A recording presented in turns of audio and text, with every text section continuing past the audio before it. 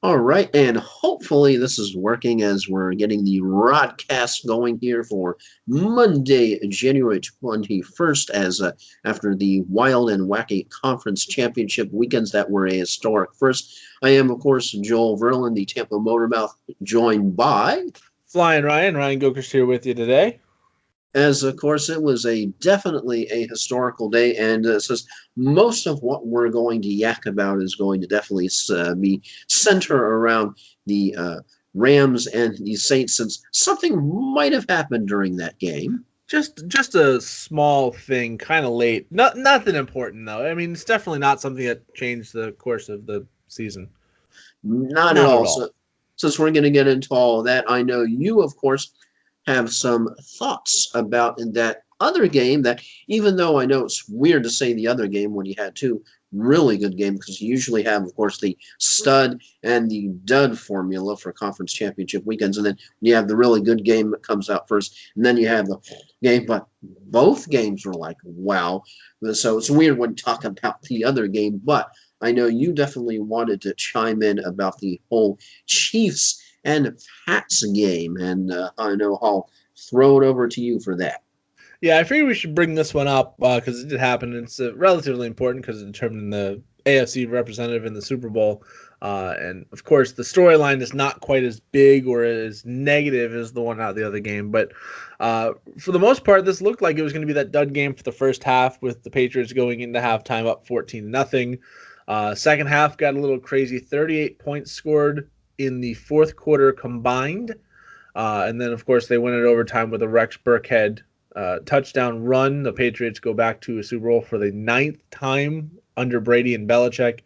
Love them or hate them, you can't argue that they've been there half the time they've been together. They've been together 17 years, and this is their ninth Super Bowl. Going on to play the Rams 17 years to the day of the first appearance of the two of them, oddly enough. For me, there was a bad call that we're going to get to in the Was that Rams Saints the game. was that the stat of the day? The Yeah, that was the Saturday, the 17 years to the day, and of course they were playing the Rams then. Now they're playing the Rams again, so it's kind of, if he retires after this one, it's a nice symmetry from start to finish. Um, and there was, of course, the bad call in the Saints game that we'll get into a little later on. But I thought there were a few bad or questionable calls in this game. The Edelman muff punt, or whether or not he touched it or not.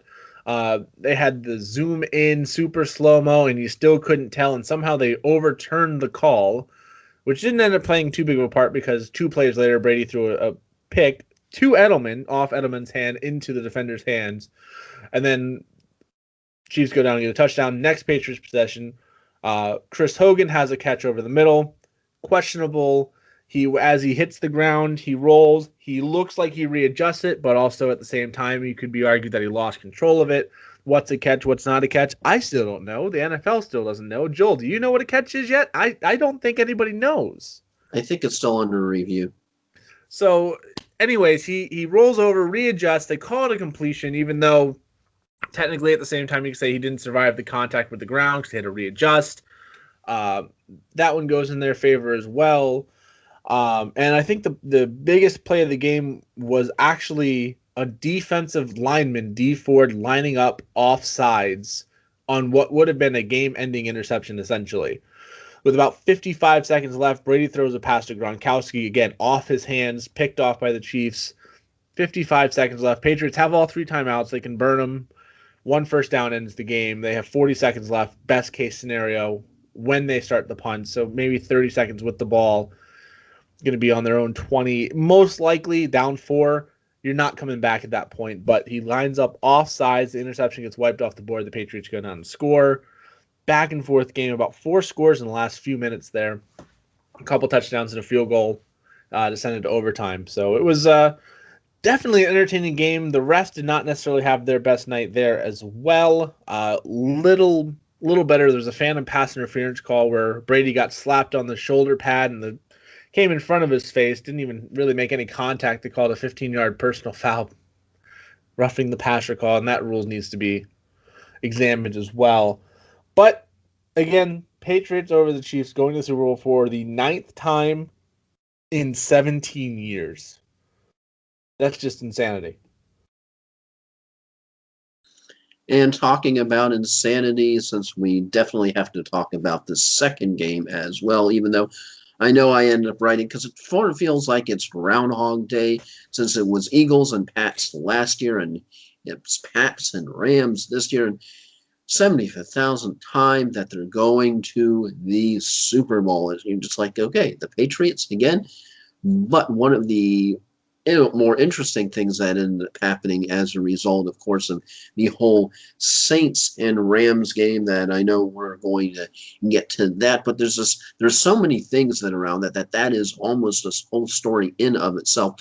One of the funniest things happened is, how about this from Covington, Louisiana, that an eye care practice in Louisiana is offering free exams to the NFL officials after, of course, the controversial loss for the New Orleans Saints, that, of course, they lost in the NFC Championship game overtime against the Rams on Sunday.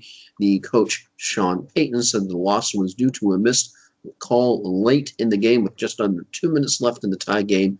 Rams cornerback Nickel Roby Coleman, hopefully I said that right, knocked down Saints receiver Tommy Lee Lewis on an incomplete pass. Refs could have called the pass interference and helmet to helmet, should have, but did not pull out their flags. In light of the, and this is the actual tweet that From the Crystal Vision Center. They sent out this one.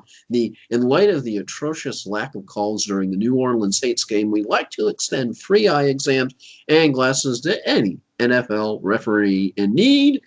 You know who you are. Sent by Crystal Vision Center at Crystal Vision CS, January 21st, 2019. Of course, shortly after the controversial loss, the Louisiana Eye Care posted on Facebook as well. They were willing to provide eye exams to NFL officials for free, and I'm sure there are a lot of other teams and fans that would agree that not only just those officials need it. But I just wanted to bring that story up because it's just sort of one of those things from the lighter slice of life.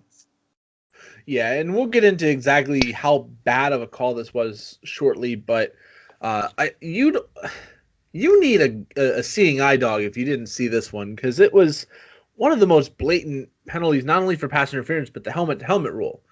It could have been called both at the same time. Any way you wanted it, it could have been called. Now, of course, this happened on a third down play. The Saints kicked the field goal to go up by 3. There's still time left. They could have made the stop on the Rams. When it gets to overtime, they could have, not had the turnover. The Rams, they could have stopped them a little further back, even though Zerline's kick probably would have been good from damn near the other goal line, it seemed like. Put it through from 57 to win in overtime, and it was in the center of the net. So he had plenty of leg behind it. Legatron living up to his name. But it's rough when you see, especially a team like the Saints, who we all know last season, the Minneapolis Miracle, last play of the game, Stephon Diggs, blown coverage, runs in for a touchdown, bye-bye Saints. This year, you have a call with 1:41 left, gives you a first and goal with 1 timeout for the Rams. That means, at best, for the Rams, they just let you score. Go ahead. Just want to do a quick audible here with, if in a theoretical alternate universe, that's easy for me to say, you had the Patriots and Saints, which is really the game I think I wanted. I know a lot of people wanted Rams and Chiefs. I wanted Patriots and Saints. Which one would have been the bigger villain? Because, of course, you have Saints and Bountygate, Patriots and Spygate. So I'm kind of curious, Ryan, who would have been the bigger villain in that instance? The Patriots would still be the bigger villain. Their radio broadcast, actually, after they won the game, the radio broadcast for the Patriots said, America's nightmare has just come true, that they are back in the Super Bowl. Because as a Dolphins fan, I absolutely hate the Patriots are this good, and it drives me nuts. But as a football fan, I'm just tired of seeing the same team. I'd like to see a Chiefs that haven't been there in a while. I'd like to see Cleveland make a decent run, or even Indianapolis that hasn't been there in a while. Hey, I'm telling you, they're going to have a good run next year.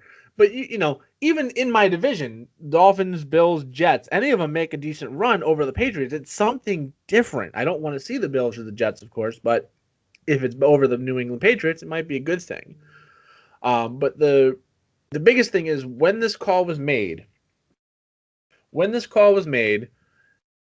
it would have been 1st and goal with 1:41 left going into the end zone. The Rams have one timeout. That means you can burn 1:20 plus your plays plus their timeout. You're probably still kicking at the gun. Worst case scenario, you have a kickoff, a squib kick, and that's the end of the game. Game over, Saints to the Super Bowl. It's a call that really alters the game, and it really made people question whether or not these calls need to be subject to a review. And Joel, you pulled up an article that basically asked this question point blank, and I had a conversation with some friends of mine after that game suggesting the same thing. What are your thoughts on that?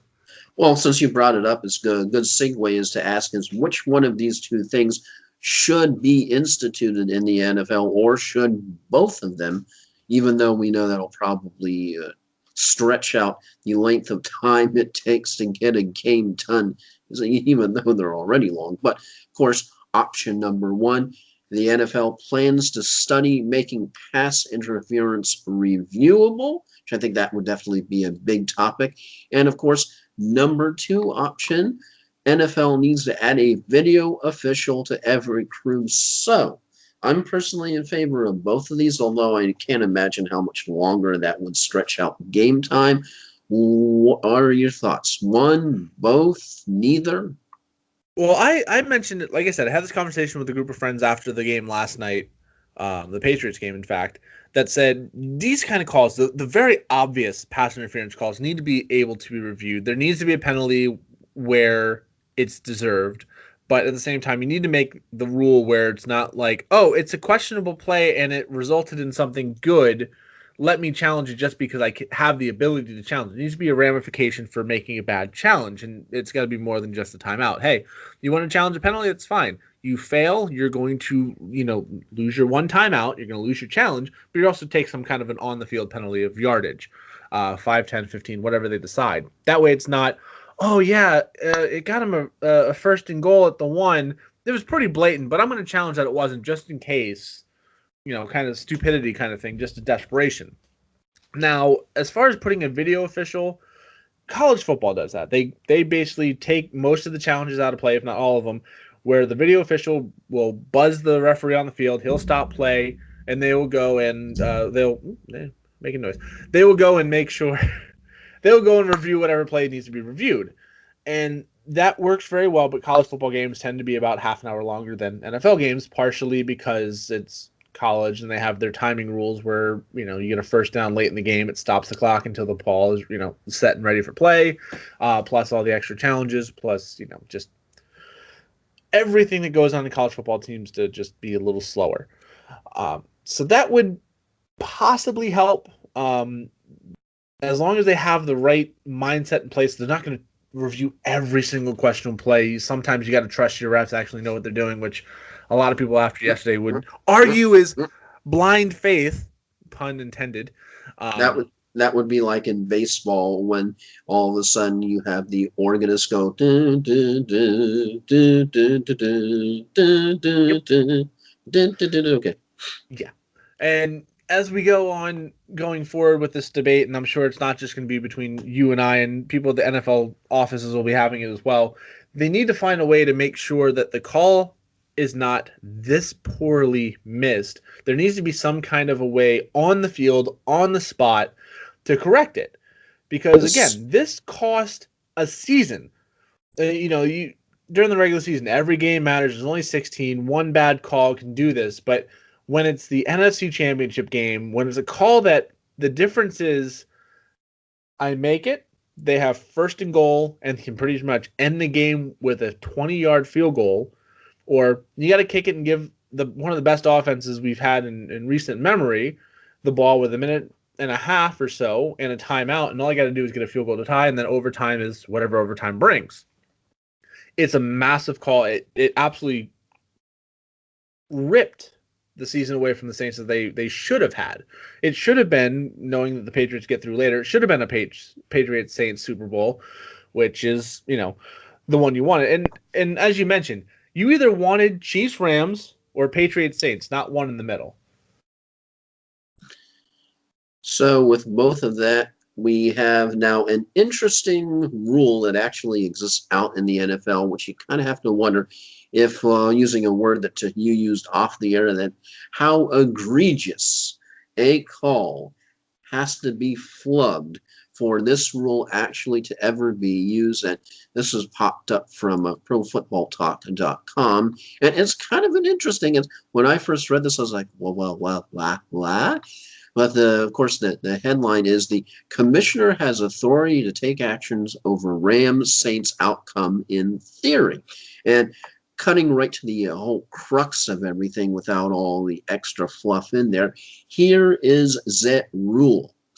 And I'm reading from the one paragraph from the article posted by Mike Florio on profootballtalk.com. Consider Rule 17, Section 2, Article 1, quote, the commissioner has the sole authority to investigate and take appropriate disciplinary and or corrective measures if any club action, non-participant interference, or calamity occurs in an NFL game which the commissioner deems so extraordinarily unfair or outside the accepted tactics encountered in professional football that such action has a major effect on the result of the game.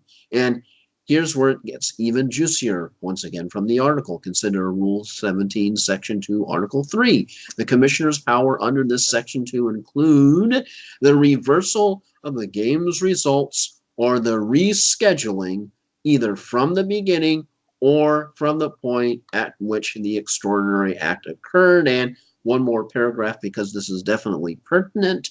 Basically, the commissioner has the power to turn back time on the spot of the penalty that wasn't called, put the teams back on the field from that point in the game, give the Saints first and goal at the spot of the foul, put 1:49 on the clock, and let the game proceed tied at 20 with the Rams having one timeout left. Of course, end of quoting the article. Kind of crazy, but I don't know, Flyin, as much as the power in theory ends up existing, what would have to happen for Roger Goodell to actually do something? Well, the funny thing about this rule is when you read it, this is the same rule that got Tom Brady on Deflategate. This is the same rule that basically gives the commissioner the ability to put out discipline for whatever he feels fit, because he can investigate and take the discipline action or collective measure against a club or a player that has a major effect on the game. The Deflategate was under this rule. Now, he didn't make them go back and play it. It's that Article 3. The commissioner can go back and say, hey, this happened at 1:49. Everybody on Tuesday next week, suit back up. You're going to do it again from 1:49. It's going to be first and goal from the 7 or whatever it was. Play. Which like is, baseball with a suspended game that they resume. Yeah, exactly. You're going to come back and we're going to finish this up at another date. There was actually, to go off on a little bit of a tangent quickly, there's a minor league hockey game. Tangent? Yeah. There's a minor league hockey game in Canada, one of the junior leagues, that during the same game, a guy played on both teams. And the first question you would have is, was the guy traded during one of the intermissions? No. What happened was the game actually started November. There was a power situation at the stadium, and they restarted the game about a week ago. And in that time, he had been traded. So officially, he had played for both teams in the same game. That's crazy. And as you said, suspended games happen. Stuff like that, it does occur. There's 0% chance he actually does this. There's no chance he goes back and says, all right, everybody suit up for 2 minutes. Yeah, go out there cold. Yeah, don't worry. There's not going to be any fans because they're not going to pay for a minute 49 of pretty much kneel downs and a field goal. And you can't take away the Rams going to the Super Bowl. Like, as much as it would be kind of fair to do it, could you imagine the logistical scheduling nightmare that would create? Yeah, they've already had their celebration. They've already got everything planned. You go beyond just the Rams. You got media day appointments. You've got the travel. You've got all the stuff they've they got to paint the field. They got all the merchandise, all the bannering, everything they've already put into motion in the last 24 hours, guaranteed has already cost the NFL too much money that they would be like, yeah, we're not switching this. Like, sorry guys. The one interesting thing is that the cornerback, Nickel Robbie Coleman, admits that he opted to wipe out the receiver. I was saying after the game, there's probably only one person on the planet that doesn't think that was pass interference. Turns out he not only thinks it, he admits that it was intentional. I was trying to wipe him out off of the face of the earth. Because he believed he had been beaten for a touchdown. Now, the fact that he said that almost plays into the, oh, you're admitting you did a dirty move. It's blatantly obvious. It won't happen. But again, if it was to be used, as the article says, if there was a reason for the rule to be there, if ever invoked, wouldn't this be the time to do it? So, of course, with it never happened, will happen. It's merely food for thought to ponder, since there's no way I can ever imagine, especially if you can imagine that something happened with the Patriots and then Goodell actually did that to the Patriots. Ooh, if they thought Deflategate is something that ended up winding them in court, endless heck. I can only imagine how many times Robert Kraft would end up suing Goodell for something like that. Oh, man, that would make for one unbelievable, insane offseason. Yeah. Yeah, I can't imagine the legal ramifications, even with this situation. If the Rams were pulled out of the Super Bowl for the Saints because they do go back and replay it, you have no idea how long the court case would go, and you run the risk of having a vacated Super Bowl title because all of a sudden the lawsuit goes down the line. The Saints win the game against the Patriots. They're the Super Bowl champions. And then, oh, we think you violated the rights of the team. And now that Super Bowl is vacated because technically the Saints never qualified, but the Patriots can't be awarded because they lost and blah, blah. It can't happen. Plus, also think about the Pandora's box that would open for previous incidents and things that happened that people could sue over. How about the Bucks that 99 against the Rams, that catch that was ruled incomplete before a replay? Oh, well, that was agreed. You're exactly right. It's not even that they can't do it. They can't set the precedent to do it. So, of course, we're talking about the Super Bowl. We'll, of course, make our Super Bowl picks next week, since we have 2 very long weeks of these same athletes with the same campaigns, the same charities, and the same promotions to parade through our talk radio shows that we usually listen to. As I know, I don't know, do you like the 2 weeks, Brian, that as far as sports talk goes, between the conference championships and the Super Bowl, or are you like me and you tend to loathe it, or somewhere in between? I expect fully to watch the NHL All-Star festivities this weekend and listen to NHL Network Radio quite a bit. There's your answer. Yeah, to avoid, because this question about the call. It's been a day and it's already like everything you've heard, and it's going to keep coming up, and it's going to be worse and worse and worse the closer you get. So yeah, I'm going to ignore most of it. You can only ignore so much of it if you follow the sports landscape at all. Even if you're not a big football fan, I'm just here so you don't get fined, or I'm just here so I don't get fined. That was a Media Day quote. Why? Because he had to do it. It's become something in the pop culture lexicon. Or it's going to happen. Or Deflategate, the manufactured scandal, to have something to talk about forever. Yeah. But going on to something a little more light, a little more positive, and as we are looking forward to the Super Bowl, like Joel said, we'll make our horrible predictions. No, Joel was saying he's got about 3 games right. I actually had the Patriots in the Super Bowl, which is better than a lot of people, which is something, but still not a great run. But my picks would have been, oh no, I suck again this year. Yeah, I think I had 6 games right, which is actually better than normal for us. I think our best was like 5 one year. That's better than I did. Yeah. But as we look forward to the Super Bowl, we'll get our picks in next week. We'll talk more specifically about the game. Not picking our nose, but actual picks.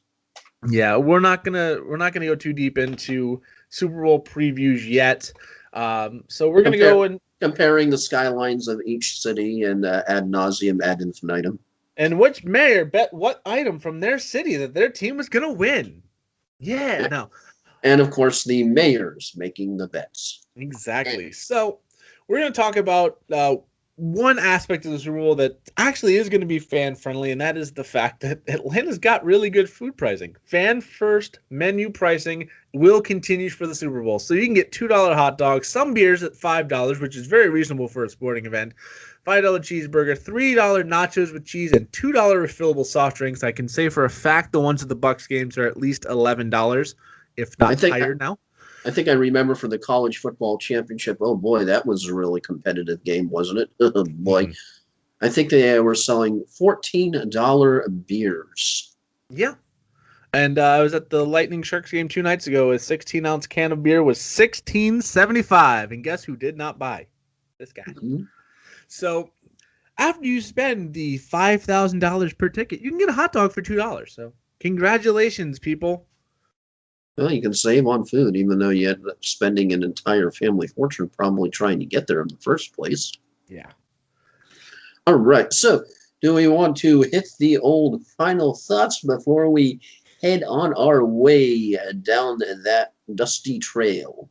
Yep. And I'll start off this week. I'm going to talk about something that really is underappreciated until it's thrown in your face how valuable it is, and that's a good kicker. We haven't talked since the playoffs started until today. And Cody Parkey, the upright assassin himself, struck again. Technically was officially ruled a blocked kick because somebody got their hangnail on it for the Eagles. But he goes doink upright, doink crossbar, and out. And they're out of the playoffs with a 1-point loss. Now you look at last night, whatever you want to say about the Saints game. Greg Zuerlein stepped up, hit a clutch kick at the end of the game from 48 yards out, snaked it in, and then he hit one from 57 that would have been good from at least 70. That's not hyperbole. That's not exaggeration. It would have been good from 70. He's got his team in the Super Bowl because he was consistent, and the Bears, despite having a very good defense and an up-and-coming offense, because of a kicker, were out in the first round to an Eagles team that a lot of people think they played well at the end, but they kind of got in because other teams faltered. The Vikings, the Redskins, so on and so forth. So having a good kicker really does make the biggest difference in the playoffs, and it's one of those things you don't appreciate it. And Joel, as a Bucs fan, you know how important a kicker can be because, well, they've been terrible in Tampa for about the last 6-7 years since 700, it feels like. Yeah. So appreciate your good kickers while you have them because you never know when you're going to have the Cody Parkeys of the world come and ruin your season. And my final thoughts as I tell you, are we done flying with hopefully the Antonio Brown saga of never-ending dramas? I tell you, I ended up giving the Up Yours award initially to Le'Veon Bell just because of how we ended up wrecking partially in my fantasy season from the start. I think I want to call an audible, and I actually want to go ahead and give that award to Antonio Brown I know he's a wicked, wicked good receiver, but just all the drama, oh my God, wait a second, he unfollowed the Steelers on social media, Ryan. That's an apocalypse waiting to happen. He unfollowed the Steelers and he followed the 49ers account on Instagram or something. And how is it we have gotten to this point in our civilization where this is considered news? It's not news. Unfortunately, nowadays they're just divas, and they think they have a bigger voice and role than they actually do. So that's my final thoughts as I want to call an audible and take the Up Yours award for 2018, even though I know it's 2019. I want to give it to Antonio Brown instead of Le'Veon Bell. And so any final thoughts or for our final thoughts, even though we did our final thoughts? No, I think we're good. And for those of you keeping time, we are right at 30 minutes for the first time in show history. Yes, ladies and gentlemen, a Sports Shuffle achievement first. It's a minor miracle! Ladies and gentlemen, I'm Joel Verlin, and I'll let my co-host take us out. This is Flyin Ryan. Once again, thank you so much for listening to us ramble for once the amount of time we intended to, and we will see you next week for our Super Bowl extravaganza. And, well, I guess we'll talk the Pro Bowl, too, if we really get bored. So we'll see you next time. We gone.